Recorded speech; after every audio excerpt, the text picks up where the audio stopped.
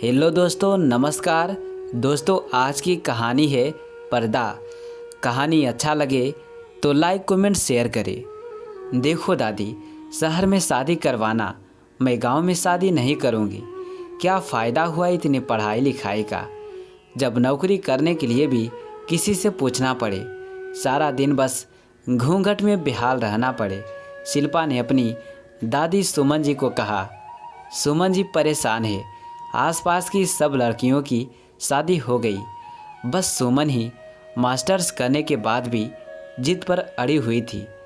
कितने ही रिश्ते आए पर शिल्पा ने किसी के लिए भी हामी नहीं भरी।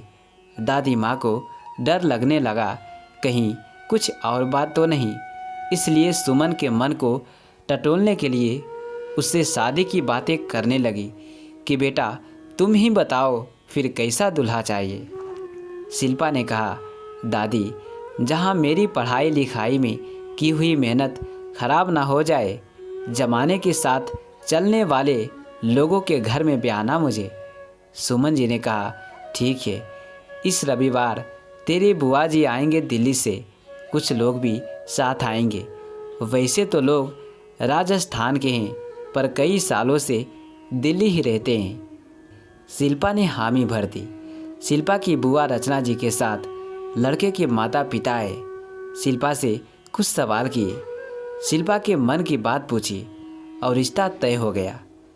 कुछ दिनों बाद शादी भी हो गई। शादी करके शिल्पा खुश थी कि शहर में शादी हुई है, नौकरी भी आसानी से कर पाऊंगी और कोई बेकार की रोक टोक भी नहीं होगी। मन ही मन न जाने कितने सपने सजो लिए थे।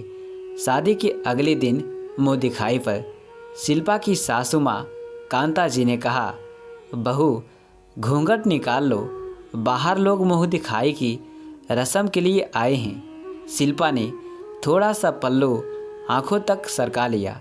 कांता जी ने अपने हाथों से बहू का पल्लू सीने तक कर दिया। शिल्पा हैरान थी, शहर में इतना बड़ा घूंघट।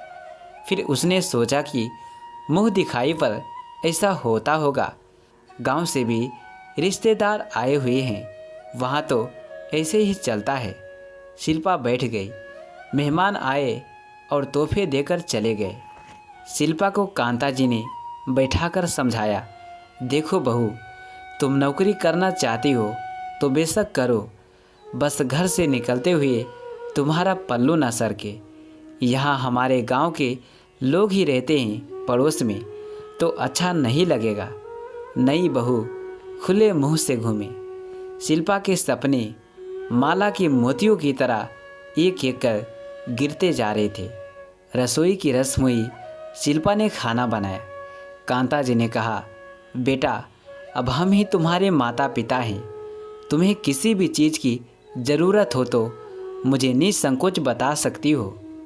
इतने में शिल्पा के ससुर जी रसोई की तरफ से गुजरे। शिल्पा की सास ने आंखें निकालकर कुछ इशारा किया। शिल्पा को कुछ समझ नहीं आया। बातें करते करते माँ जी को क्या हुआ। उधर ससुर जी भी खांसी करते हुए रसोई के पास से निकले। ससुर जी के जाने के बाद कांता जी ने बहू को कहा, तुम्हें सिखाया नहीं किसी ने? ससुर जी आस पास हो तो पल्ला रखना, उनके सामने आना नहीं।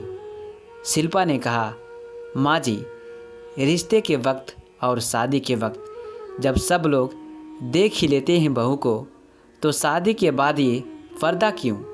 कांता जी ने कहा, देखो बहू, तुम्हें आज़ादी है, इसका मतलब ये नहीं कि अब तुम अपने ही नियम चलाओगी।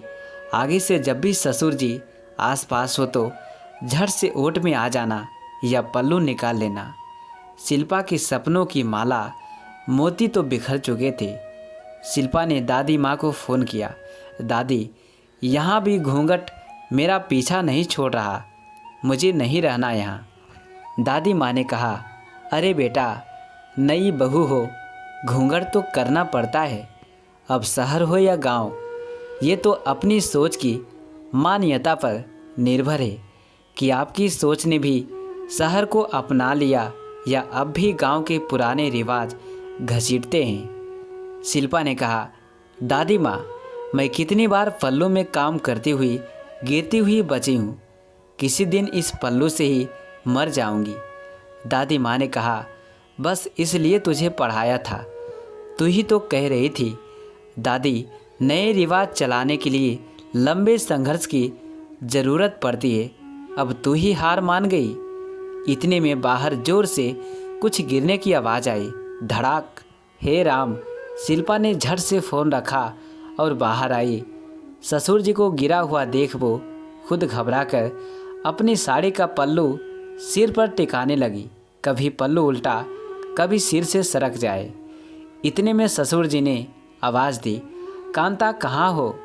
शिल्पा ने दबी आवाज़ में कहा, पिताजी, माँ तो पास के मंदिर में पूजा करने गई है। शिल्पा ने ससुर जी को सहारा देकर उठाया। उनको पैर में काफ़ी चोट आई थी। शिल्पा ने अपने पति त्रिशी को फ़ोन किया। तो दोस्तों, ये कहानी का पहला भाग था और दूसरा भाग देखने के लिए हमारे चैनल से जुड़े रहे। और वीडियो अच्छा लगा होगा तो लाइक कर दीजिए और अच्छा नहीं लगा होगा तो डिसलाइक कर दीजिए। तो चलिए मिलते हैं इस कहानी की दूसरे भाग में।